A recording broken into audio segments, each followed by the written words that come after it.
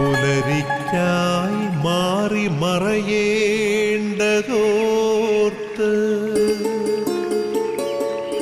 ചന്ദ്രനക്ഷത്രാദികൾ വിതുമ്പുമ്പോൾ മാറ്റമില്ലാതെങ്ങും വിരാജിക്കും ദൈവമേ, അങ്ങയെ വാഴ്ത്തുന്നു ഞങ്ങൾ. ഉദിച്ചെങ്ങും പ്രഭതൂകും പാരിലെ സൂര്യരശ്മിയേക്കാൾ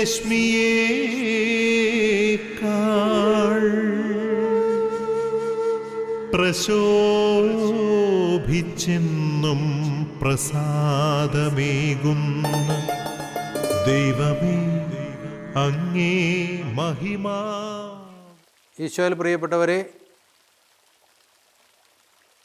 വീണ്ടും ഒരു ദിവസം കൂടെ കർത്താവ് നമുക്ക് നൽകിയിരിക്കുക.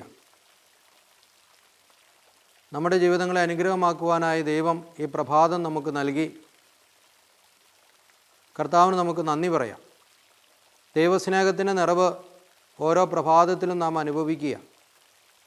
ദൈവം നമ്മളെ ഇത്രമാത്രം സ്നേഹിക്കുന്നു എന്നൊരു ബോധ്യത്തിലേക്കാണ് ഓരോ പ്രഭാതവും നമ്മെ അടുപ്പിക്കുന്നത്. അപ്പോൾ ആ ഒരു ബോധ്യത്തോടു കൂടി ദൈവത്തിന് നന്ദി പറഞ്ഞ് നമുക്ക് ഇന്നത്തെ ഈ ശുശ്രൂഷയിലേക്ക് പ്രവേശിക്കാം. പ്രഭാത വിരുന്ന് എന്ന ശുശ്രൂഷയിലേക്ക് ഒത്തിരി സ്നേഹത്തോടെ എല്ലാവരെയും സ്വാഗതം ചെയ്യുന്നു. പ്രിയപ്പെട്ടവരെ, പരിശുദ്ധ അമ്മയോട് ചേർന്ന് നമുക്ക് ഇന്നത്തെ ഈ ശുശ്രൂഷകൾക്ക് വേണ്ടിയിട്ട് പ്രാർത്ഥിക്കാം. നമ്മുടെ നിയോഗങ്ങൾ സമർപ്പിച്ച് പ്രാർത്ഥിക്കാം. പരിശുദ്ധ അമ്മ വചനം സ്വീകരിച്ച് വചനം തൻ്റെ ഹൃദയത്തിൽ സംഗ്രഹിച്ച് അനുഗ്രഹമാക്കിയവളാണ്. അപ്പോൾ പരിശുദ്ധ അമ്മയുടെ മധ്യസ്ഥം നമുക്ക് യാചിക്കാം. ഈ പ്രഭാത വിരുന്ന് എന്ന ശുശ്രൂഷയിലൂടെ അനേകർ വലിയൊരു ദൈവാനുഭവത്തിലേക്ക്, ദൈവികമായ ആശീർവാദത്തിലേക്ക് കടന്നു വരുവാൻ തക്കവിധം പരിശുദ്ധ അമ്മയെ ഞങ്ങൾക്ക് വേണ്ടി പ്രാർത്ഥിക്കണമേ. നന്മ നിറഞ്ഞ മറിയമേ സുസ്തി, കർത്താവ് അങ്ങയോടുകൂടെ സ്ത്രീകളിൽ അങ്ങ് അനുഗ്രഹിക്കപ്പെട്ടവളാകുന്നു. അങ്ങയുടെ ഉദരത്തിൻ ഫലമായി ഈശോ അനുഗ്രഹിക്കപ്പെട്ടവനാകുന്നു. പരിശുദ്ധ മറിയമ്മേ, തമ്പുരാൻ്റെ അമ്മേ, പാപികളായ ഞങ്ങൾക്ക് വേണ്ടി ഇപ്പോഴും ഞങ്ങളുടെ മരണസമയത്തും തമ്പുരാനോട് അപേക്ഷിച്ചു കൊള്ളണമേ. ആമേൻ. പ്രിയപ്പെട്ടവരെ, ഇന്ന് പ്രത്യേകമായി നമുക്ക് പ്രായമായ എല്ലാ മാതാപിതാക്കളെയും സമർപ്പിച്ച് പ്രാർത്ഥിക്കാം. പ്രായമായ മാതാപിതാക്കൾ പലതരത്തിലുള്ള ശാരീരിക അസ്വസ്ഥതകൾ അനുഭവിക്കുന്നവരുണ്ടാവാം, അല്ലെങ്കിൽ ജീവിത പ്രശ്നങ്ങൾ വഴി ബുദ്ധിമുട്ടുന്നവരുണ്ടാവാം, ആരോഗ്യപരമായ മേഖലകളിൽ ബുദ്ധിമുട്ടുന്നവരുണ്ടാവാം, പലതരത്തിലുള്ള ആകുലതകളുമായി കഴിയുന്നവരൊക്കെ ഉണ്ടാവാം. അങ്ങനെയുള്ള എല്ലാ മാതാപിതാക്കളെയും ദൈവസന്നിധിയിലേക്ക് സമർപ്പിച്ച് ഇന്നേ ദിവസം പ്രത്യേകമായി നമുക്ക് പ്രാർത്ഥിക്കാം. പരിശുദ്ധാത്മാവിനോട് പ്രാർത്ഥിച്ച് പരിശുദ്ധാത്മാവിൻ്റെ അഭിഷേകത്തിൽ വചനം സ്വീകരിക്കുവാനായിട്ട് നമുക്കൊരുങ്ങാം. പരിശുദ്ധാത്മാവായ ദൈവം വചനത്തിൻ്റെ പൂർണ്ണത നമുക്ക് നൽകും. വചനം സ്വീകരിക്കുവാനും വചനം മനസ്സിലാക്കുവാനും നമ്മെ ശക്തിപ്പെടുത്തുന്നത് ദൈവത്തിൻ്റെ പരിശുദ്ധാത്മാവാണ്. പരിശുദ്ധാത്മാവെ, വചനം സ്വീകരിക്കുവാൻ ഞങ്ങളെ അനുഗ്രഹിക്കണമേ എന്ന പ്രാർത്ഥനയോടെ നമുക്ക് വചനം സ്വീകരിക്കുവാനായി കർത്താവിൻ്റെ സന്നിധിയിൽ നമ്മുടെ ജീവിതങ്ങളെ സമർപ്പിക്കുകയും പരിശുദ്ധാത്മാവിന് നമ്മെ സമർപ്പിച്ച് വചനം സ്വീകരിക്കുവാനായിട്ട് ഒരുങ്ങുകയും ചെയ്യാം. തൂമഞ്ഞിൽ വിടരും പുഷ്പസുഗന്ധമെത്രയോ ഹൃദ്യം, പരിമളത്തിനുറവയാം നറുസൗരഭ്യമാകട്ടെ ഞങ്ങളുമീ മണ്ണിൽ.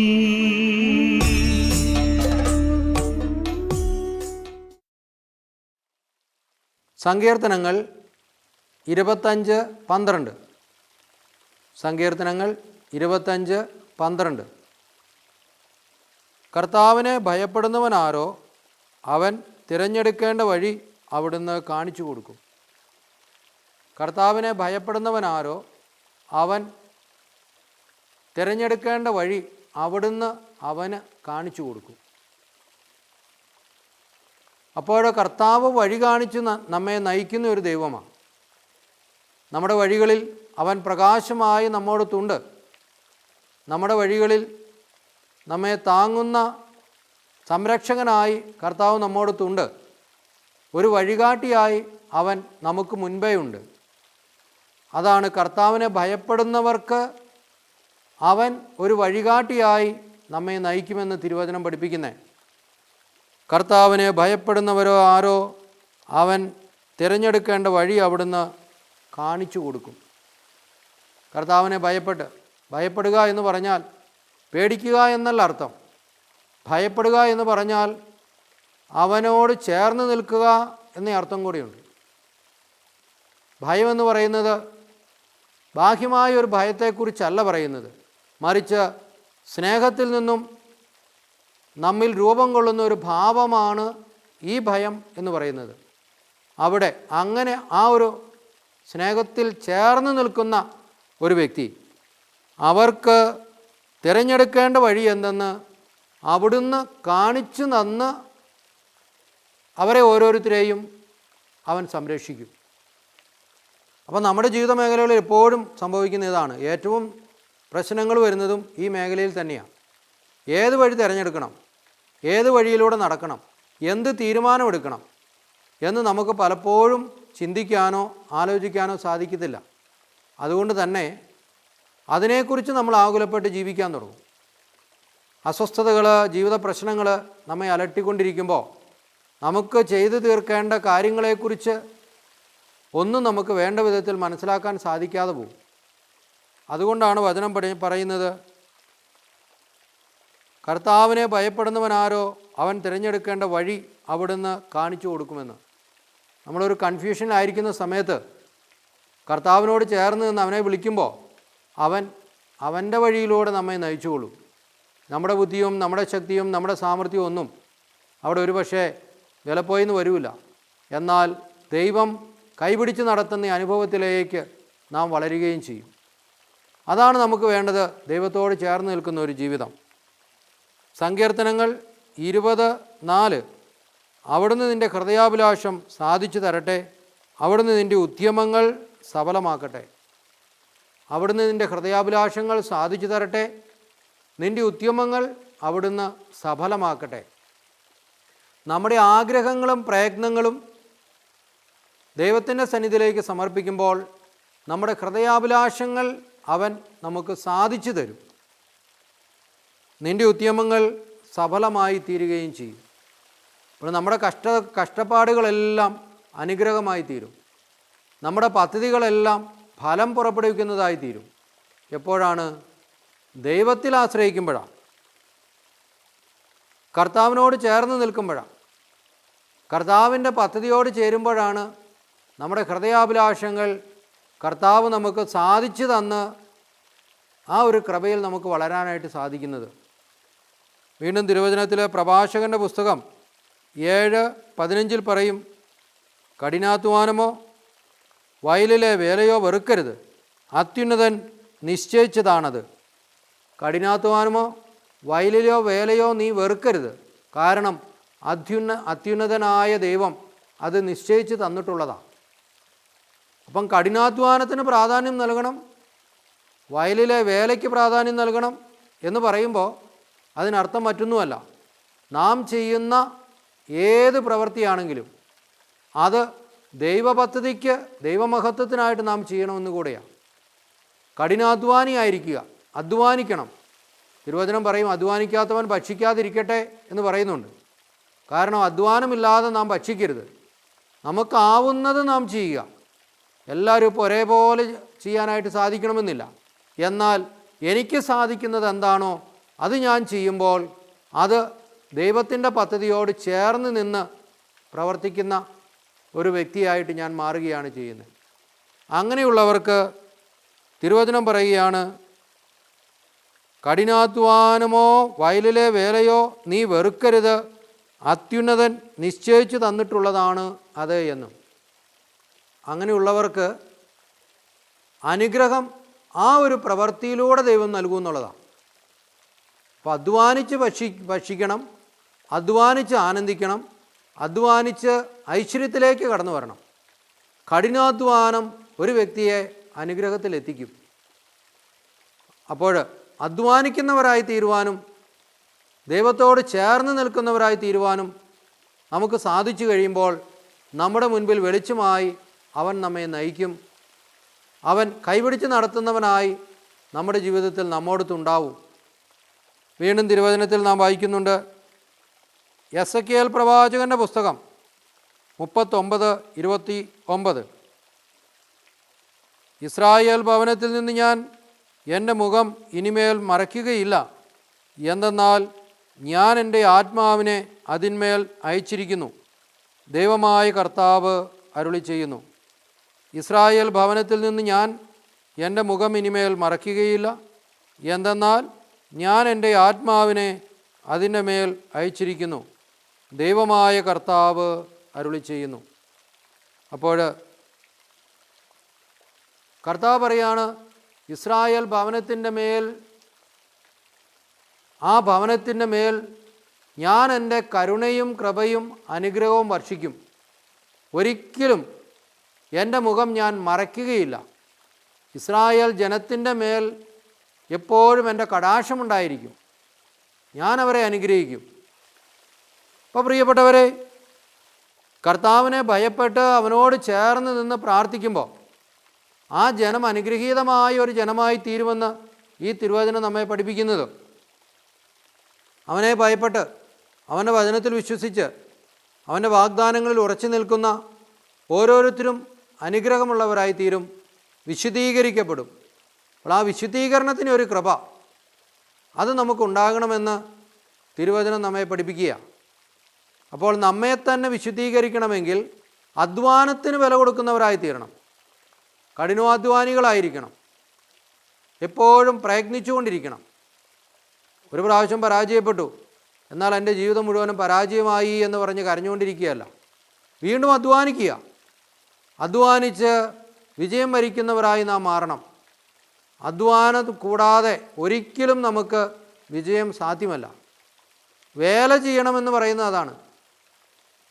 അധ്വാനശീലനാണ് എന്തെങ്കിലുമൊക്കെ പണി ചെയ്യാനായിട്ട് സാധിക്കുകയുള്ളൂ. ഇല്ലാത്തവരെല്ലാം അലസന്മാരായിരിക്കും. അലസൻ്റെ മനസ്സ് പിശാചിൻ്റെ പണിപ്പുരയാണ്. സാത്താൻ പണി ചെയ്യാൻ തുടങ്ങും അവിടെ. അപ്പോൾ നമ്മൾ ഒരിക്കലും അലസ മനോഭാവത്തിലേക്ക് പോകാതെ കർത്താവിനോട് ചേർന്ന് നിന്ന് അവൻ കൈപിടിച്ച് നടത്തുന്ന അനുഭവത്തിലേക്ക് നാം വളരണം. അതിനു വേണ്ടിയിട്ട് നമുക്ക് പ്രാർത്ഥിക്കാം.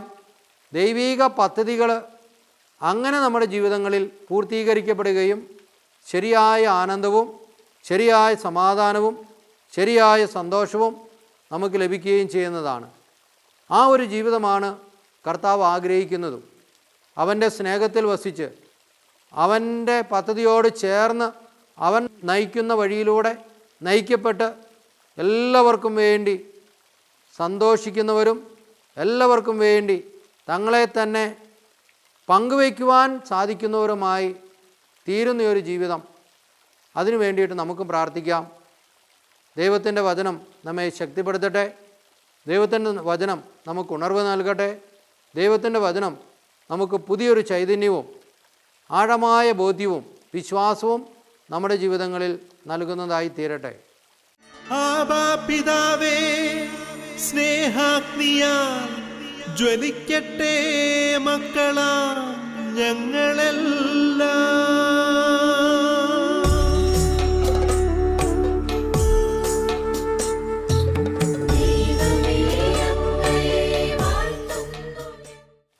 നമുക്ക് പ്രാർത്ഥിക്കാം.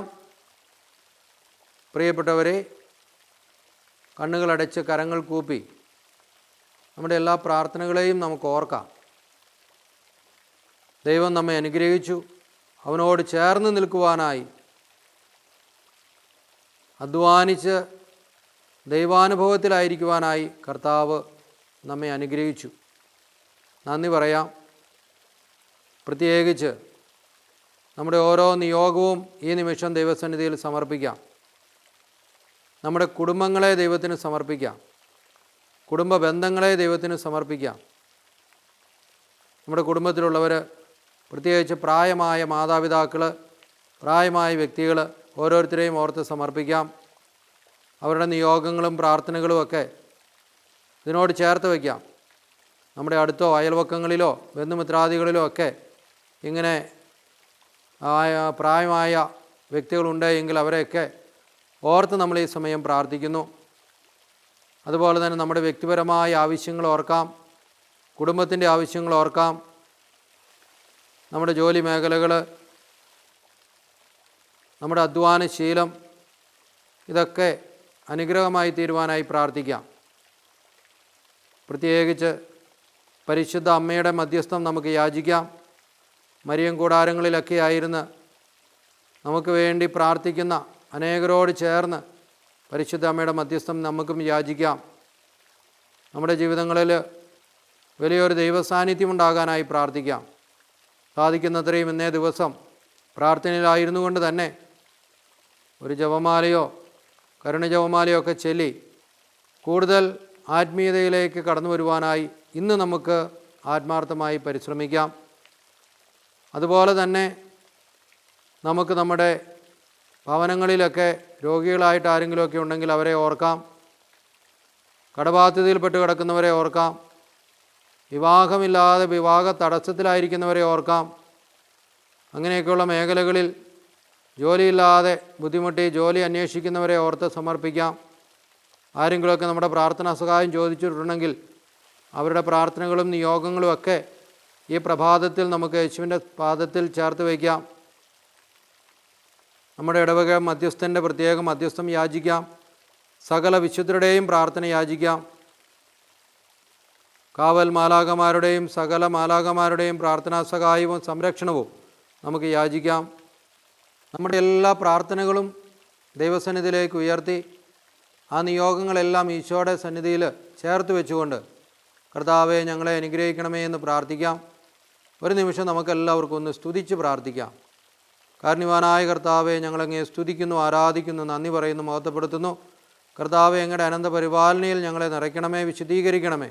യേശുവേ നന്ദി, യേശുവേ സ്തുതി, യേശുവേ സ്തോത്രം, യേശുവേ ആരാധന. Hallelujah, hallelujah, hallelujah, hallelujah, hallelujah. പ്രാർത്ഥനയോടെ വിശ്വാസത്തോടെ ഈശോയുടെ ആശീർവാദത്തിനായിട്ട് നമുക്കൊരുങ്ങാം.